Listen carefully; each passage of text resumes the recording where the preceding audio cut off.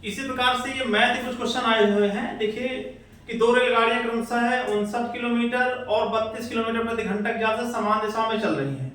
तेज रेलगाड़ी जो है धीमी रेलगाड़ी पर बैठे हुए व्यक्ति को कितने समय पार कर जाएगी, जबकि बैठे हुए व्यक्ति को कितने समय पार करना कि ट्रेन को। और जब व्यक्ति को पार कर रही होती है तो केवल दूसरी ट्रेन की लंबाई से मतलब होता है। देखिए दो रेलगाड़ी 59 और 32 16 सेकंड में पार कर जाती है, वो भी व्यक्ति को पार करती है, ट्रेन को नहीं। ट्रेन से उसका कोई लेना देना नहीं, ठीक है। तो हमसे पूछा गया लंबाई माने दूरी बराबर होता है चाल गुणे समय, दूरी बराबर चाल गुणे समय। तो चाल अगर देखेंगे तो 59 समान दिशाओं में दोनों चालें घट जाती हैं। अब गुणे हो जाएगा हमारा 16 सेकेंड, ठीक है। तो 9 में 2 गए, यहाँ 7 बचा और 5 में 3 गए, तो बचा आपका 2। देखिए 16 से हम मल्टीप्लाई करा देंगे, लेकिन ये किलोमीटर ये सेकेंड है तो 5/18 गुणा करा देंगे तो ये मीटर पे सेकेंड में बदल जाएगी, ठीक है। 9 दूनी 18, 9 तिया 27, 16 8, 5 3 15, 15 6 120।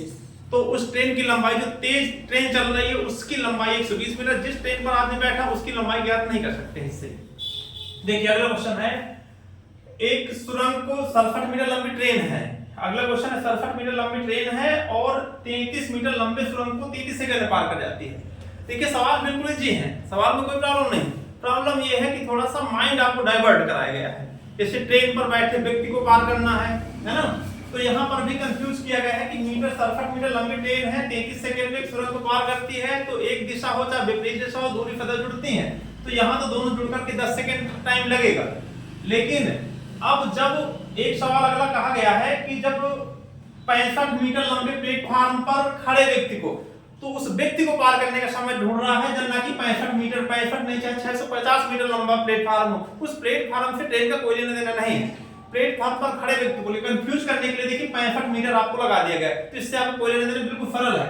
यहाँ पर दोनों को जोड़ दिया जाए तो ये दूरी कितनी हो गई हमारी 10 और ये 6 3 9 1 10, ये टोटल 100 किलोमीटर। 100 किलोमीटर दूरी जाने में उसके 10 सेकंड का समय लगता है। अगर तो आदमी को पार करने में ट्रेन की जो लंबाई होती है उतना समय लगता है। तो देखिए कह रहा है कि 100, एक तरह से देखा जाए 100 मीटर जाने में अगर 10 सेकंड लगते हैं, तो ट्रेन जब व्यक्ति को पार करती होती है तो अपने आप को पार कर रही होती है, ठीक है। तो केवल 67 मीटर जाने में कितना समय लगेगा, अर्थात 6.7 सेकंड में ट्रेन उस व्यक्ति को पार कर जाएगी, और उस प्लेटफॉर्म को पार करने की यहाँ बात ही नहीं की जा रही, ठीक है।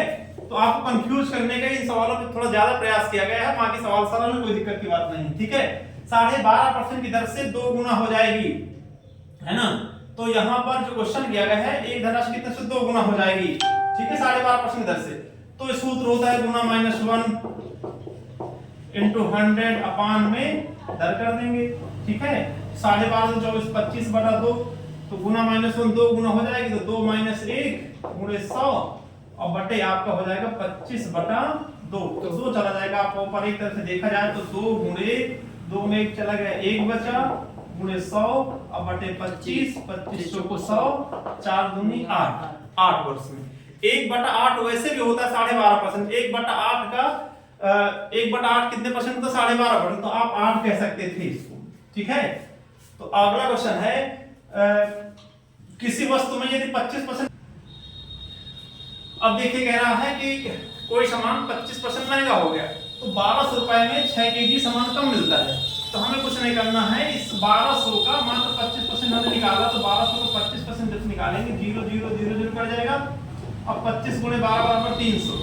चाहे 300 रुपए हम और खर्च करते तो उतना ही सामान मिलेगा जितना पहले मिल रहा था। अच्छा 6 किलो सामान कम खरीद लें, इसका मतलब ये हुआ कि 300 रुपया 6 किलो के बराबर, मतलब 6 किलो में 300 रुपए का सामान मिलता है। तो सीधा 6 का भाग दे दिया, तो 6 पंचे 30, आप कह सकते हैं 6 पंचे 30, 50 रुपए प्रति केजी। ये हमेशा नया मूल्य होता है, ये हमेशा नया मूल्य 50 रुपए प्रति केजी। अच्छा इसका पूछा जाए पुराना मूल्य क्या होगा, हो सकता है अगले क्वेश्चन में पूछ जाए पुराना मूल्य क्या होगा, तो इसमें वृद्धि हुई है, तो वृद्धि हुई 25% की, तो 50 बराबर 125% के, तो 100% बराबर क्या होगा, अगर ये निकाले तो पुराना मूल्य भी निकल आएगा।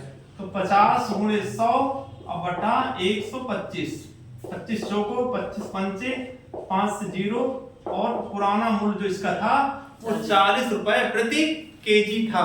इसका पुराना मूल्य कितना था, 40 रुपए प्रति केजी।